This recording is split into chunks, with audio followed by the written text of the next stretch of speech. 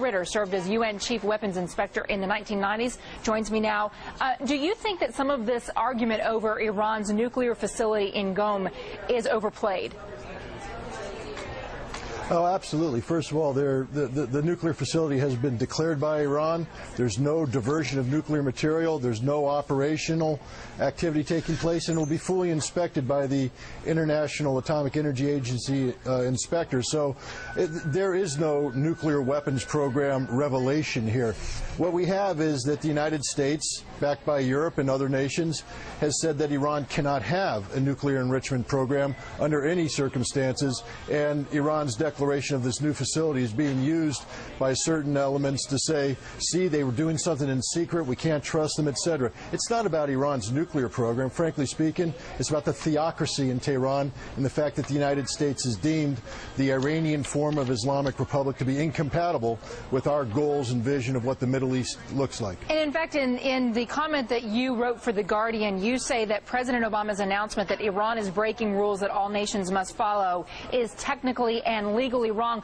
But Scott, what about the fact that this nuclear facility is on property of the Iran Revolutionary Guard, and the fact that it's not capable of enriching the uranium needed for a peaceful nuclear power program?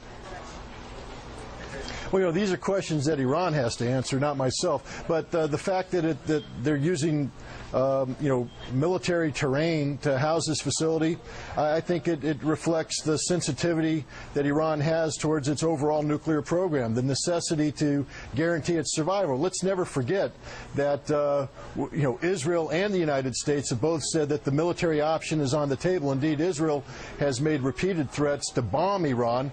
And if Iran indeed believes that a peaceful nuclear program is part of its strategic interests, building, strategic depth by having an alternative facility.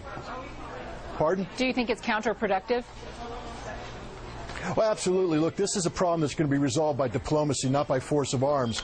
And it's ridiculous to keep talking about a military option on the table. Let's start talking about putting the diplomatic option on the table and sit down with Iran on Thursday and come up with a meaningful compromise that allows Iran to have its nuclear energy program, but to ensure that Iran is operating in total conformity with the standards that President Obama has said must be implemented to make the Nuclear Non-Proliferation Treaty work. Scott, there's room on both sides for Ariana Huffington is here. a guest with us today. She's the editor-in-chief of the Huffington Post. Ariana.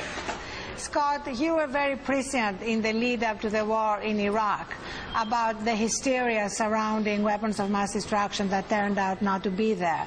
So what do you see the comparisons between what was happening in this country in the lead-up to the war in Iraq and what's happening now in relation to Iran?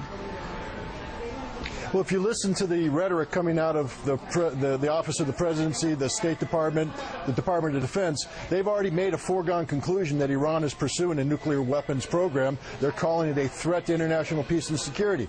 But no one in the U.S. intelligence community concurs. They say there is no nuclear weapons program. The International Atomic Energy Agency keeps saying, what nuclear weapons program? The bottom line is we have the totality of Iran's nuclear material under safeguards. There's been no diversion, and there's no evidence of a nuclear weapons program. Iran declared this facility.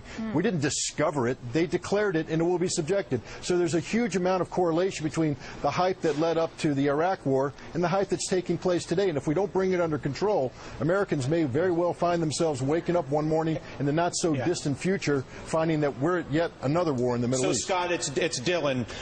You've been very effective at laying out what the reality is as opposed to what the fantasy or the fear may be or whatever the politics may be. What is it that we as journalists should be demanding as answers from our politicians as they present rhetoric, one, and two, what is it that voters should be expecting from the U.S. as a matter of policy in dealing with Iran? So journalists to politicians and voters to politicians specific to this issue with Iran. Well, the key thing is to demand facts. This has to be a fact-based analysis here, not faith-based. What we're getting from the Obama administration is the same thing we got from the Bush administration. Faith-based analysis. They believe Iran is pursuing a nuclear weapons program, therefore it is. But there's no evidence to back this up. Journalists should be demanding the hard facts. And when you get into the facts, you have to dig deeper. When they say that Iran is in violation of the Nuclear Non-Proliferation Treaty, why don't we read the Nuclear Non-Proliferation Treaty? Why don't don't we understand what the obligations are before we buy into that? And what voters need to do is to talk about what's in the national security interest of the United States. Is what's going on in Iran worthy of the sacrifice of American life? Because that's what we're talking about when we say military intervention. The problem with Iran is not that it threatens the United States. The problem with Iran is that we've created a threat that doesn't exist. This is a problem that must be resolved diplomatically. We must exhaust every diplomatic option before we talk about the military option, and that's what voters should be demanding. Not to give Iran a free ride, but to insist that we give diplomacy a chance. If you listen to the rhetoric of the Secretary of State, she's already given up on Iran before we even engage in the diplomatic activity on Thursday. That's not the way to conduct diplomacy. Let's go in, let's have genuine diplomacy. It has to be give and take, not a one-way street.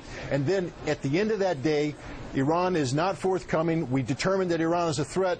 Then and only then do we talk about a military option. But we are so far removed from Iran being a threat worthy of military intervention that it's ridiculous to speak of military action at this time. Scott,